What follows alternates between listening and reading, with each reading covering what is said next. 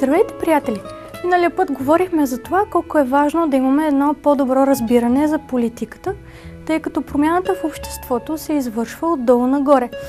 Тя започва от нас и затова ние трябва да имаме правилна концепция за държавата, за нейната роля в живота ни. Говорихме за това, кое е ляво и кое е дясно, както и за различните видове управление. Днес ще продължим с малко история и ще покажем каква беше основната грешка на нашия преход. Бащите на Америка добре са познавали историята и са знаели, че демокрациите в ранните гръцки градове-държави винаги стигали до управление на тълпите, което пък водило до анархия и накрая тирания под олигархия. Римляните от друга страна първи създават основен закон и на практика основават република, която да ограничава силата на правителството, за да оставя хората на мира. Хората били свободни да се трудят и да произвеждат, знаейки, че ще запазят плодовете на труда си. След време Рим просперира, но в обстановка на изобилие римляните забравят какво им е осигурявало свободата. Те забравят, че същността на свободата е правилното ограничение на правителството. Когато властта на правителството расте, свободата на хората намалява. След като римляните се самозабравят, жадните за власт политици прекрачват границите на Конституцията. Някои научават, че могат да издигат политици, които да използват правителствената власт, за да взимат собственост от едни и да я дават на други. Тогава са въведени субсидиите за земеделие, последвани от жилищното осигуряване, както и от социалните помощи. Неизбежно обаче се увеличават данъците и се налага контрол над частния сектор. Скоро производителните римляни не могат да свържат двата края и започват да разчитат на милостиня. Производителността се понижава, недостигът се увеличава и по улицата започват да се скитат тълпи, които искат хляб и зрелища от правителството. Мнозина били убедени да разменят свободата си за сигурност. В крайна сметка цялата система се срива. Тя преминава от република, което е власт на закона, към демокрация, което е власт на народа, и завършва като олигархия, власт на група хора под властта на цезарите. И така виждаме, че демокрацията сама по себе си не е стабилна форма на управление. Тя е постепенен преход от ограничено правителство към неограничено управление на една олигархия.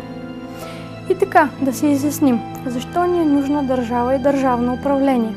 За да гарантира нашата свобода, нашите права и да пази нашата частна собственост.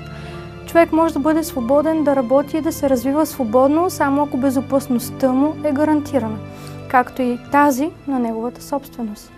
Ето защо на индивида му е нужна държава. Тя е дадена от Бога институция, която трябва да гарантира нашата безопасност и нашата свобода. И как става това? Като наказва злосторниците.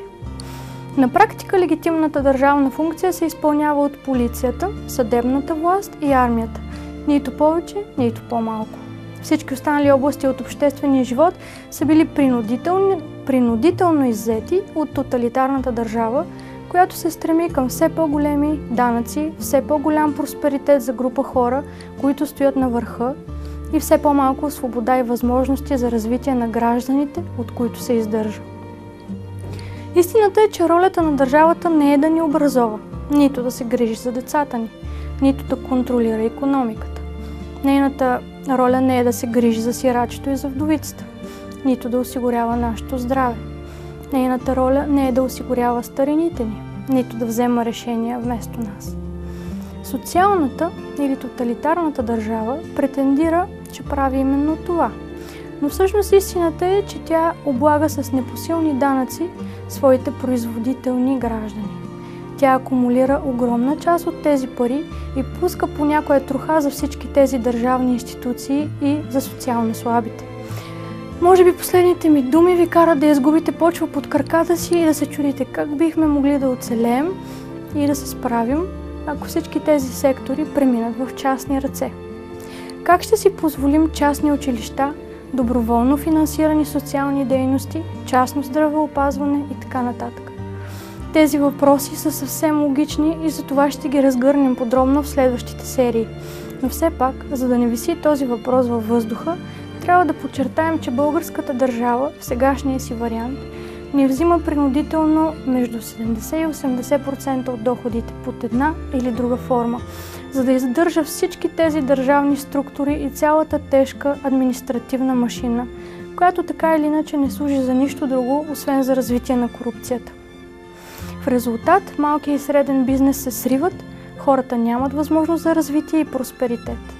Но ако държавата е ограничена само до правилната й функция, а именно полиция, армия и прокуратура, то тогава бюджетът ти се съкращава драстично. Оттам и нашите данъци. А когато свободният човек не е смазан от тежестта на данъците и желае да работи, да спестява, да поема отговорност и да се развива, и когато пред него няма никакви държавни пречки и регулации, той може да достига до едно все по-голямо ниво на просперитет. А от това, от своя страна, му дава възможност да си позволи всички тези частни и далеч по-качествени услуги. И така, къде сме ние в нашия преход? Тръгнахме от тоталитаризъм, т.е. олигархия, и стигнахме пак до олигархия, и то с почти същите хора. 25 години буксуваме на едно място. Къде са сбъркали нашите майки и бащи, когато са свалили тоталитарното комунистическо правителство? Отговорът винаги е бил тук. Република България. Това е законът. Той трябваше да си свърши работата и да накаже всички престъпници и олигарси от така наречения паднал режим. Крайно време е да станем истинска република и да ограничим правителството чрез закона. Досега съдиите и прокурорите бяха назначавани от управляващите партии. Възможно ли е обаче управляващият да избира и да контролира своя коректив? Кой кого контролира в крайна сметка? Какво трябва да избираме на следващите избори? Трябва да избираме независими съдии и прокурори. С тях трябва да започнем. САЩ са истинска република, защото главните съдии и магистрати се избират от хората. Народът е техния работодател, а не поредната мутра, качила се на политическия подиум. А съдиите и магистратите, разбира се, служат на своя работодател, иначе нямат да бъдат преизбрани. Въпросът е, какво желаем? Свобода или сигурност? Тоталитарната държава претендира, че е източник на сигурност, но с цената на нашата лична свобода и на нашите финанси. Истината обаче е, че държавата не е способна да гарантира сигурността и благоденствието на народа си. Защото ако държавата не е под закон, то тогава ничия сигурност не е гарантирана. Ето защо комунистическата държава се стреми да постигне своите цели с цената на всичко, често дори с цената на човешкия живот. Време е да станем истинска република и да дадем властта на закона. Ето това ще постави истинското начало на прехода. И това ще доведе България към благоденствието. Когато българинът се научи да работи усърдно, с упование в Бога и да изпълнява Неговите закони, тогава ще дойде благоденствие над изстрадалия народ, а не когато очаква от божеството държава да се грижи за него от люлка до гроб. Благодарим ви, че бяхте с нас. В следващата ни среща ще говорим за това, защо едни страни са бедни, а други богати и каква роля играе държавното управление в просперитета на една нация и на нейните жители.